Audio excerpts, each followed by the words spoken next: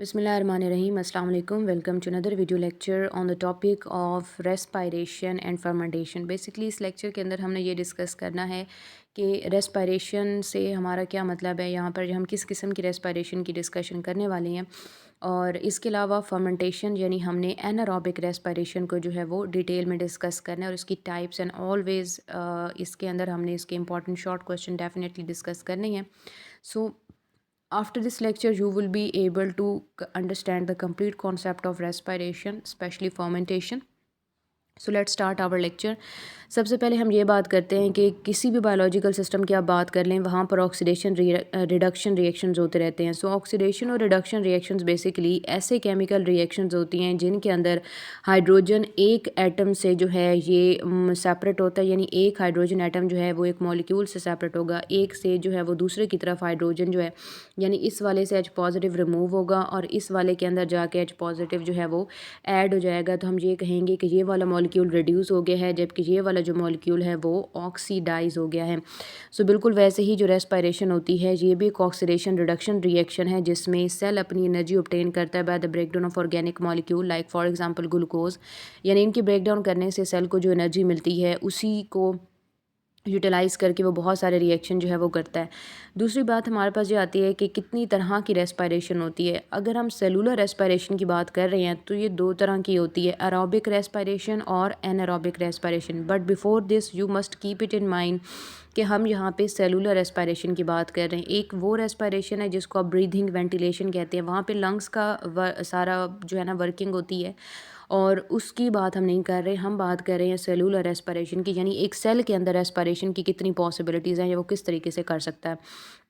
दो तरीके से हो सकती है, aerobic and anaerobic. Aerobic respiration definitely जिसके अंदर ऑक्सीजन लार्ज क्वांटिटी के अंदर मौजूद होती है उसको हम एरोबिक रेस्पिरेशन कहते हैं, और एनारोबिक रेस्पिरेशन जिसमें ऑक्सीजन नहीं होती, in the absence of oxygen जो होगी वो एनारोबिक रेस्पिरेशन होती है। अब एक ऐसा ऑर्गेनिक मॉलिक्यूल जो कि नॉर्मली सेलुलर रेस्पिरेशन कर रहा होता है उसमें ग्लूकोज ही यूटिलाइज होती है, क्योंकि ग्लूकोज सबसे आप कह सकते हैं सिंपलेस्ट फॉर्म है जो कि कार्बोहाइड्रेट्स में यूटिलाइज़ की जाती है। सो ग्लूकोज़ को रेस्पिरेटरी फ्यूल का नाम दिया जाता है। जो इनिशियल ब्रेकडाउन ऑफ ग्लूकोज होती है वो ग्लाइकोलिसिस के थ्रू होती है, यानी एक मॉलिक्यूल ग्लूकोज का कन्वर्ट हो जाता है टू मॉलिक्यूल्स ऑफ पायरुवेट के अंदर, और ये स्टेप दोनों के अंदर होता है, यानी एरोबिक में भी होगा ये स्टेप और ये स्टेप जो है वो एनारोबिक के अंदर भी होगा। यानी हम ये कह रहे हैं कि जो एक ग्लूकोज का मॉलिक्यूल है वो कन्वर्ट हो जाता है टू पायरुवेट मॉलिक्यूल्स के अंदर, और ये स्टेप दोनों कंडीशन में है, एनारोबिक रेस्पिरेशन में भी और एरोबिक रेस्पिरेशन में भी। इसका रीज़न ये है कि इसको ऑक्सीजन नहीं चाहिए होती, ये ऑक्सीजन इंडिपेंडेंट पाथवे होता है ग्लाइकोलिसिस, दैट्स वाई ये दोनों चीज़ों में कॉमन होता है। अब ये जो पायरुवेट है ये इसकी फेट डिपेंड करती हैं कि ये एरोबिक रेस्पिरेशन की तरफ जाएगा या फिर ये जो है वो एन एरोबिक रेस्पिरेशन की तरफ जाएगा। अगर तो इसके पास ऑक्सीजन मौजूद है फिर तो ये एरोबिक पाथवे की तरफ जाएगी, यानी क्रैब साइकिल की तरफ जाएगा, और अगर ऑक्सीजन नहीं है तो फिर ये एनारोबिक रेस्पिरेशन की तरफ जाता है। एरोबिक रेस्पिरेशन में जो है in case of eukaryote 36 ATP मिलते हैं और in case of prokaryote 38 ATPs मिलते हैं, लेकिन एनारोबिक रेस्पिरेशन के केस में जो लैक्टिक एसिड और अल्कोहलिक फर्मेंटेशन होती है उसमें जस्ट 2 एटीपीज़ मिलते हैं because it is the incomplete breakdown of pyruvate molecule. So अगर हम मैकेनिज्म ऑफ एनारोबिक रेस्पिरेशन की बात करते हैं, सो एनारोबिक रेस्पिरेशन जो है वो दो तरह के ऑर्गेनिजम्स में हो सकती है, यानी बैक्टीरिया यीस्ट के अंदर या फिर ह्यूमन या वर्टिब्रेट्स के मसल्स में और हायर प्लांट्स के अंदर। यानी हम बात कर रहे हैं कि या तो माइक्रो ऑर्गेनिज्म में या हायर ऑर्गेनिजम्स में, ठीक है। तो माइक्रो ऑर्गेनिज्म में बैक्टीरिया या यीस्ट, और हायर ऑर्गेनिज्म के अंदर जो है वो हम वर्टिब्रेट्स में ह्यूमंस की भी बात कर सकते हैं, इसके अलावा हायर प्लांट्स में भी और डिफरेंट ऑर्गेनिजम्स के अंदर जो है ये रेस्पिरेशन हो सकती है। अब एनारोबिक रेस्पिरेशन इज़ बेसिकली हम कहते हैं कि ये incomplete breakdown of glucose molecule की because it involves absence of oxygen, so that's what is known as fermentation. हम इसको फर्मेंटेशन इसी रीज़न की वजह से कहते हैं। इसमें दो तरह के पाथवेज हो सकते हैं, एक लैक्टिक एसिड फर्मेंटेशन है जो हमारे मसल्स के अंदर होती है, ठीक है, हायर प्लांट्स में होती है। इसके अलावा एक होती है अल्कोहलिक फर्मेंटेशन जो बैक्टीरिया यीस्ट या बाकी स्मॉल माइक्रो ऑर्गेनिजम्स के अंदर होती है, ठीक है जी। सबसे पहले हम ये बात स्टार्ट करते हैं लैक्टिक एसिड फर्मेंटेशन से। होता ये है कि ग्लाइकोलिसिस के अंदर ग्लूकोज मॉलिक्यूल कन्वर्ट हो जाता है दो पायरुवेट के अंदर। अब ये जो पायरुवेट है NADH की मदद से जब ये रिड्यूस होगा तो ये कन्वर्ट हो जाता है लैक्टिक एसिड के अंदर, और इस चीज़ को हम नाम देते हैं लैक्टिक एसिड फर्मेंटेशन का। या लैक्टिक एसिड रेस्पिरेशन का, यानी ग्लाइकोलिसिस के फ़ौरन बाद जो पायरुवेट है उसकी रिडक्शन हो जाती है, और रिडक्शन की वजह से हम कहते हैं कि पायरुवेट में अब इसके हवाले से हम कहते हैं it is free to return and pick up more electrons than the glycolysis. ठीक है, अब होता ये है कि lactic acid fermentation anaerobic bacteria के अंदर हो रही होती है या ह्यूमन मसल्स में होती है, जब स्ट्रेनुअस एक्सरसाइज यानी बहुत ज़्यादा एक्सरसाइज करने की वजह से ऑक्सीजन सप्लाई एग्जॉस्ट यानी शॉर्ट हो जाती है, कम हो जाती है, फिर लैक्टिक एसिड फर्मेंटेशन होती है, जिससे क्या होता है कि आपकी मसल्स जो हैं वो फटीग का शिकार हो जाती हैं और बिगेन टू एक्ट का मतलब ये होता है कि इसमें जो है ना दर्द होना शुरू हो जाता है।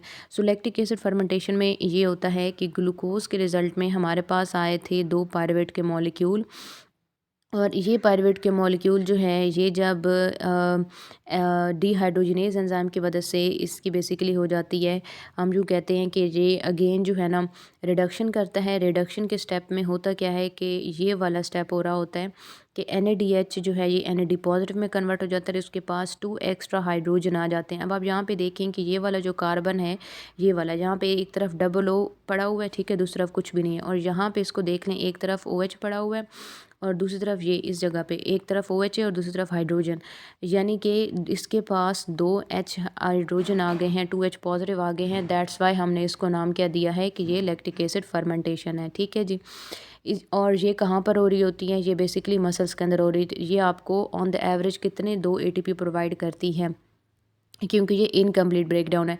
दूसरी होती है अल्कोहलिक फर्मेंटेशन। अल्कोहलिक फर्मेंटेशन जो होती है ये यीस्ट के अंदर होती है, और जब अल्कोहलिक फर्मेंटेशन हम यीस्ट की बात करते हैं तो नॉर्मली क्या होता है कि ग्लाइकोलिसिस के रिज़ल्ट में अब जो पायरुवेट आया था ये डीकार्बोजाइलेशन करेगा।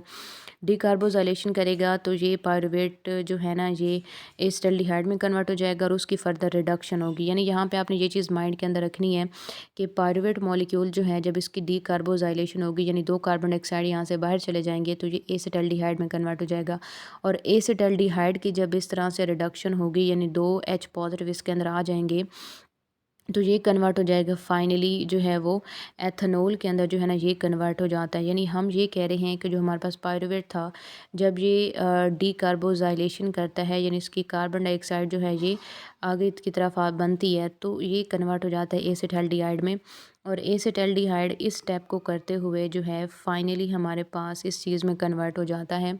सो ये चीज़ हम बात कर रहे थे अल्कोहलिक फर्मेंटेशन की। ये चीज़ आपने याद रखनी है कि यहाँ पर एक स्टेप इजाफी है कि पायरुवेट जो है ये पहले डीकार्बोजाइलेशन करेगा, यानी पायरुवेट जो है ये डीकार्बोजाइलेशन करेगा जिसके रिजल्ट में कार्बोहाइड्रेट बाहर आएगी और एसिटाल्डिहाइड जो है ये बनेगा, और 2 एसिटाल्डिहाइड के मॉलिक्यूल फिर उसके बाद फाइनली आपको जो है एथनॉल प्रोवाइड करते हैं। तो ये आपने याद रखना है कि ये इस वजह से इंपॉर्टेंट या डिफरेंट होता है। यानी यहाँ पे सिंपल इक्वेशन अगर आप देखें तो ये किस में कन्वर्ट हो गया, पहले पायरुवेट के अंदर। पायरुवेट जो है ये फाइनली जो है ना ये इस चीज़ के अंदर कन्वर्ट होता है, लेकिन पहले एसिटाल्डिहाइड का स्टेप आता है। अब इस चीज़ में इनकम्प्लीट ब्रेकडाउन क्यों होती है, इनकम्प्लीट इसी वजह से है क्योंकि यहाँ पर जो है ना शॉर्टेज होती है, ऑक्सीजन तो है नहीं, सिर्फ NADH होता है, तो वो इनकम्प्लीट ब्रेकडाउन ही कर सकता है। सो अल्कोहलिक फर्मेंटेशन और लैक्टिक एसिड फर्मेंटेशन जो है ये हमारे पास मेन एक जो है ना आज का कॉन्सेप्ट था। इसमें आपने ये चीज़ याद रखनी है कि ये जो सेलुलर रेस्पिरेशन वाला है यहाँ पे आपको ये आ सकता है what is the difference between aerobic and anaerobic respiration, ठीक है, या how would you compare aerobic respiration with anaerobic respiration. और ये आपको MCQs में भी पूछा जा सकता है ये कि 36 ATP 38 ATP और 2 ATP वाली बात है रेस्पिरेटरी फ्यूल का क्या होता है, ये भी आपको आ सकता है question. Define a respiratory fuel with example. तो हर वो ऑर्गेनिक मॉलिक्यूल जो कि ब्रेकडाउन के बाद ATP प्रोवाइड करता है या सोर्स ऑफ एनर्जी हो सकता है उसको हम नाम देते हैं रेस्पिरेटरी फ्यूल का। फॉर एग्जांपल ग्लूकोज, ये सबसे सिंपलेस्ट और सबसे क्विक सोर्स होता है रेस्पिरेशन का और एनर्जी का, दैट्स वाई इसको हम मोस्ट इम्पॉर्टेंट और जो है ना रेस्पिरेटरी फ्यूल का नाम देते हैं। फिर उसके बाद आपको यहाँ से एक और क्वेश्चन आ सकता है what is the difference between lactic acid and alcoholic fermentation, या यूँ भी क्वेश्चन किया जा सकता है आपसे compare lactic acid fermentation with alcoholic fermentation. तो आपको ये इक्वेशंस भी लिखनी पड़ेंगी और ऊपर की थ्योरी भी लिखनी पड़ेगी, एक एक पॉइंट को आप जो है वो एक दूसरे के साथ कंपेयर करते जाएंगे। सो आपका यहाँ पर जो क्वेश्चन है वो कंप्लीट हो जाएगा। That was about today's lecture. I hope कि आपको लेक्चर की बहुत अच्छी समझ आई होगी। सो अगर आपको लेक्चर पसंद आया है, आपको अच्छी समझ आई है, तो वीडियो को लाइक कर दिया करें। थोड़ा खुले दिल का मुज़ाहरा किया करें, बिकॉज़ एक लाइक पे जस्ट 1 सेकंड ही जाता है कि आप वीडियो को लाइक कर दिया करें, चैनल सब्सक्राइब कर दिया करें, ताकि आपको अपकमिंग नोटिफिकेशंस मिलते रहें अपकमिंग लेक्चर्स के। Till the next video lecture, wish you all the very best and good luck.